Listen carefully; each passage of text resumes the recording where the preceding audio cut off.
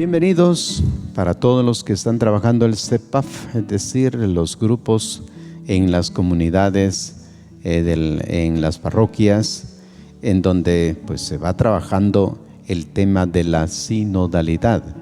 Estamos en esta preparación en un sínodo de obispos, un sínodo diocesano que estaremos primero Dios el próximo año trabajándolo. Pero ya desde ahora estamos con el Evangelio de la Sinodalidad a fin de ir comprendiendo esta misión que el Papa nos encomienda en toda la Iglesia. Terminábamos la última vez haciendo lectura. El sínodo trata de vivir un proceso eclesial participativo e inclusivo que ofrezca a cada uno en particular a cuantos por diversas razones se encuentran en situaciones marginales, la oportunidad de expresarse y de ser escuchados para contribuir con la construcción del pueblo de Dios. Una de las formas como lo va planteando la sinodalidad que tiene pues una iglesia sinodal que está en comunión, participación y misión. Con este espíritu de sinodalidad realizaremos la experiencia de caminar juntos como Arquidiócesis de Santiago. ¿Cómo lo hace? A través de la comunión de personas, en la participación activa y juntos a la misión. Pues bien, hemos trabajado ya en algunos aspectos para entrar en esta visión eclesiológica sinodal. Hay pues una eclesiología que está en el fondo, la eclesiología general, que la encontramos en los documentos Lumen Gentium del Vaticano II, y la Iglesia en el mundo, que está en Gaudium et Spes, también documento del Vaticano II. Diríamos, esas son las fuentes de donde surge ahora una visión de la Iglesia en el mundo como pueblo de Dios. Y esta es la finalidad. Por eso dice que es un proceso eclesial participativo e inclusivo. Está bien que estemos trabajándolo desde esta perspectiva, diríamos, acercándonos al texto, pero la finalidad es que ustedes ya tengan una idea, de manera que cuando estén en el grupo ustedes puedan participar. De eso se trata. Al igual que hemos trabajado ya en algunos aspectos como son las áreas marginales, grupos marginales, hemos ido a escuchar a las personas. Hemos visto los problemas y ahora se trata, a la luz del Evangelio, iluminar estas realidades temporales. De manera que oyendo a las personas que viven en forma irregular, de distintas formas, uno se da cuenta de la necesidad que se tiene de llevar el Evangelio a esas realidades temporales. Esas son las motivaciones. Por eso el primer tema que nos ha tocado ya, el anuncio de la buena nueva a los pobres, hablamos de una pobreza real. Todos vivimos en una pobreza bien económica, pero otros viven en pobreza de valores, pobreza en una serie de estados de vida, y por eso el Evangelio llega a nuestras vidas. Jesús de Nazaret, dice, llegó justamente a la sinagoga en aquel sábado y le entregaron el volumen de Isaías, donde se proclama: el Espíritu del Señor está sobre mí, porque me ha ungido para anunciar la buena nueva a los pobres. Destaca este aspecto porque se trata de que el Evangelio en realidad sea una experiencia de vida, una buena nueva, la novedad. Quizás no hemos encontrado el camino si no hemos entrado por el querigma. El querigma nos anuncia esta liberación. El querigma nos hace encontrarnos personalmente con Cristo, creer en la persona de Cristo. Y una vez que yo he creído en la persona de Cristo, ahora me acerco para ahondar en el misterio de Dios. Y ese es el primer punto que tenemos. Somos pobres, necesitamos la riqueza de Dios para enriquecernos, como decía el Evangelio en estos días, para enriquecernos en orden a Dios. Los discípulos de Juan deben ir a su maestro que está en la cárcel y contarle lo que han visto y oído. Estaba Juan en la cárcel, allá en el Maqueronte, y ahora envía a 2 de sus discípulos para que vayan a hablarle a Jesús, en cuanto que el Bautista está pendiente de que él sabe que vino a preparar el camino del Mesías y quiere cerciorarse si realmente el Mesías ya está en medio de ellos. Jesús le manda decir: los ciegos ven, los cojos andan, los leprosos quedan limpios, los sordos oyen, los muertos resucitan, se anuncia a los pobres la buena nueva. Estos pasajes muestran la imagen del Mesías caracterizada por una marcada responsabilidad social. Notemos bien el acento que tiene nuestro texto. Dice que se anuncia a los pobres la buena nueva. La primera pregunta que uno se hace es: ¿cuál es mi pobreza? ¿De qué carezco? ¿Lo tengo todo o algo me hace falta? Si soy pobre, es tiempo de escuchar a Jesús para enriquecerme. Primer punto. El segundo, Jesús habla de las bienaventuranzas. La palabra que va a aparecer, Macarios, Sting, bienaventurado, feliz, dichoso. Si yo soy pobre y necesito enriquecerme, la riqueza que Dios mismo me ha de dar, esto produce en mí una inmensa felicidad, porque me he encontrado con la fuente de todo bien. Existe también pues otra versión de la bienaventuranza en el Evangelio de San Mateo, pero la de San Lucas es más breve y se dirige de forma directa a sus oyentes y su tono es más concreto. En este sentido, el Evangelio de Lucas se refiere a una situación social concreta que está determinada por el presente. Por ejemplo, los que tienen hambre ahora, dice el texto, los que lloran ahora. Esta realidad nos invita a tener presente la situación de los pobres en el ahora de todos. Así nos recuerda el documento de preparación al Sínodo de los Obispos, llamados a escrutar a fondo los signos de los tiempos e interpretarlos a la luz del Evangelio, citando Gaudium et Spes numeral 4. Se señalan aquí algunos elementos del escenario global más estrechamente vinculados con el tema del sínodo, pero el cuadro deberá enriquecerse y completarse a nivel local. Documento de preparación numeral 4.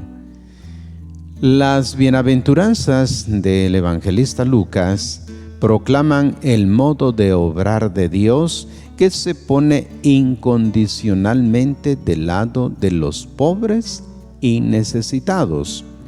El ungido, es decir, el Mesías, testimonia con las bienaventuranzas su acción salvadora entre los pobres y los hambrientos.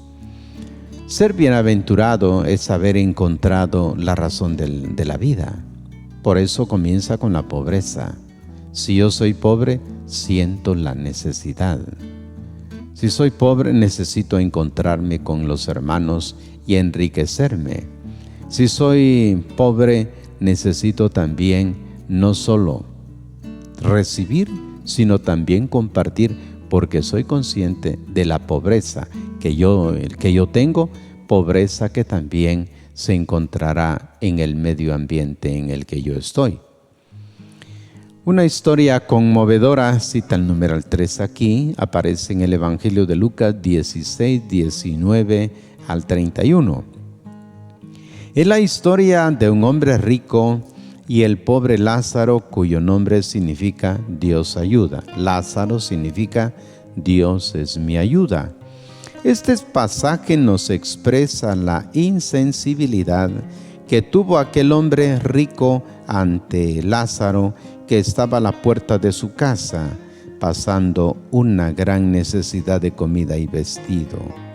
El hombre rico fue indiferente y no reaccionó ante la necesidad del pobre, al punto que hasta disfrutaba de fiestas espléndidas y banqueteaba en su casa. El ejemplo nos mueve a actuar en favor de los pobres. ¿Qué sucedió ahí? Ciertamente el rico estaba en su casa, pero solo separaba de la puerta de la calle, separaba al pobre totalmente. El relato nos dice que se murió Lázaro y que fue conducido por los ángeles a la vida eterna. Se murió el rico y lo enterraron, dice. Que una vez que ya estaban en el otro estado de vida, el rico pues quería en su momento, sentía aquellas llamas de fuego que lo ahogaban y le pedía a Lázaro que al menos con el dedo, tocando el agua, le hiciera caer aunque sea una gota de agua. Es la expresión, diríamos, más delicada de la pobreza total en el otro estado de vida, en el que, según la expresión de Abraham, ya no había ningún arreglo. Y de una vez por todas le dice: mira, cuando tú estuviste en el mundo tenías de todo y nunca te acordaste de este pobre Lázaro. Es una parábola y por lo tanto ya nos está mostrando que lo que aparentemente en este mundo es la riqueza, puede ser la pobreza más extrema en el otro estado de vida. De ahí la importancia de que uno, aunque, como decía San Pablo, aunque uno esté sobrado, no por eso se olvide de los pobres. Entonces la pobreza realmente es necesaria, tanto en el que no tiene como en el que tiene. Porque el que tiene debe saber que la riqueza es relativa y que hoy la tiene y mañana no la tendrá. Por lo tanto, nos invita pues a trabajar en favor de los pobres. El destino de aquel hombre rico que nunca ayudó al pobre y que luego sufre en el lugar del castigo es una llamada a poner la mirada en el pobre y no ser indiferente a sus sufrimientos. Así lo afirma el Evangelio de Lucas: el que da limosna acumula un tesoro en el cielo que nunca le será quitado. Los Hechos de los Apóstoles se menciona a dos personajes, Tabita y Cornelio, que fueron premiados por su generosidad. Lo anterior nos recuerda que las comunidades primitivas no estaban en condiciones de introducir cambios en las estructuras sociales, pero esto no las hizo descuidar su responsabilidad ante la pobreza y el desamparo. En el punto 4 de este manual diríamos el tema 3, los pobres es el grupo privilegiado de Jesús. Bueno, pensemos en la pobreza que plantea el Evangelio en el que el mismo Jesús nació. Dice que vino de padres que eran pobres. Los Anab, los que esperaban la liberación de Israel, de María y de José. Ahora estos padres también formaron al Hijo de Dios en esta misma perspectiva. en la búsqueda de la liberación. Y es la razón por la que el Evangelio ha dicho: he sido enviado a anunciar la liberación a los cautivos. Pero Jesús enseñó que para trabajar en la vida del reino era necesario hacerse pobre. Por eso la primera bienaventuranza: bienaventurados los pobres en el espíritu, porque de ellos es el reino de los cielos. Bienaventuranza que el mismo Jesús la vive. Y esta bienaventuranza en el Evangelio según San Lucas expresa abiertamente su preferencia por los excluidos de la sociedad de su tiempo. Presenta a samaritanos como modelos, por ejemplo, el leproso curado que regresa para agradecer y dar gloria a Dios. Estamos en Lucas 17, 11 al 19. El samaritano que ayudó al hombre asaltado por el camino, que está en Lucas 10, 29 al 37. Jesús exhorta a acoger a los pobres que no tienen cómo pagarnos, dice Jesús. Nos pone en guardia frente a los peligros de la riqueza. Nos pide no acumular riquezas. Señala categóricamente que no podemos servir a Dios y al dinero. La condición para ser discípulo de Jesús es renunciar a las riquezas. Se condena la insensibilidad frente al pobre en esta vida, en su relación con el otro, donde el hombre está decidiendo su destino final. Ahora, se trata de trabajar con los pobres e integrarlos a la sociedad y a la iglesia. Aparecen dos textos en el Evangelio de Lucas que hacen referencia a la integración de los pobres a la comunidad representada con la alegría del banquete. El primero está tomado de Lucas 14, 13. Tú, en cambio, cuando ofrezcas un banquete, invita a los pobres, a los inválidos, a los lisiados, a los ciegos. Y el segundo, Lucas 14, 21, anda de inmediato a las plazas y a las calles de la ciudad y trae aquí a los pobres, inválidos, ciegos, lisiados. Ambos textos nos indican la predilección de Jesús para integrar a los pobres. Es una lección esencial en el orden al reino de Dios, que implica no rechazar a los pobres, sino incluirlos en la sociedad. Por lo tanto, el valor destacado de Jesús al hablar del reino de Dios es la gratuidad y la inclusión. Por último, estos pasajes nos recuerdan el valor prioritario de la mesa compartida de nuestra tierra, que sigue siendo un gran desafío, pues en la economía de nuestro mundo globalizado. Dios quiere que este carácter festivo y universal de la mesa común sea un rasgo de su acción salvadora en el mundo y en la misión de la Iglesia. Por tanto, como hemos notado ya, lo que resalta el texto es la capacidad de integrar, dice, a todo tipo de persona a la sociedad. ¿Qué implicaciones tiene esto? Pues son implicaciones de carácter humano, que se trata de una formación integral de la persona. La evangelización, bueno, esto ya desde el posconcilio se habló así en Evangelii Nuntiandi. Se trataba de una evangelización integral, lo cual indica que en la situación en la que la persona se encuentre es necesario echarle una mano para desarrollar su potencial de vida. Es así como el Espíritu Santo nos recuerda que el objetivo es asegurar la participación del mayor número posible para escuchar la voz viva de todo el pueblo de Dios. Esto no es posible si no hacemos un esfuerzo especial para llegar activamente a las personas donde se encuentran, especialmente a los que a menudo son excluidos o no participan en la vida de la iglesia. Debe haber un claro enfoque en la participación de los pobres, marginados, vulnerables y excluidos para escuchar sus voces y experiencias.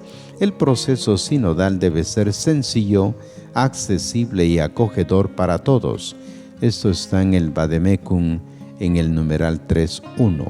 Vademecum es un manual donde van dando las indicaciones de lo que tenemos que tener en consideración todos los días para vivir la sinodalidad. Por tanto, como ya hemos leído el texto, ¿qué entresacamos de ello? Pues entresacamos que en realidad la vida de la iglesia como tal debe salir al encuentro de las áreas marginadas. ¿Cuánta gente está marginada? Pues los que tenemos a nuestro alrededor que quizás pues nunca van a la iglesia, por decir algo, porque se sienten marginados. Pero no digamos, encontramos a personas que están, por ejemplo, en vicios, y acercarse a ellos y preguntarles cuáles son sus problemas reales, cómo ven la iglesia. Vamos a encontrar, nos van a decir cualquier cosa, pero ya los escuchamos. Cualquier espacio pues de área donde la persona no se integra a la sociedad, no se integra a la iglesia, será necesario salir hacia ellos, a encontrarlos y preguntarles cuáles son sus verdaderos problemas. La evangelización pues busca llegar a esos espacios para que no se trate solo de un grupo selecto dentro de la iglesia, sino que sea incluyente. Bien, les quiero agradecer pues su atención a esta parte de este texto. Nos hemos quedado ya en el numeral 5. Abriremos la próxima, el numeral 6 de este mismo tema. Son ciertamente 2 numerales para luego entrar a actividades individuales y grupales. Así que gracias por su atención. Hasta una próxima oportunidad.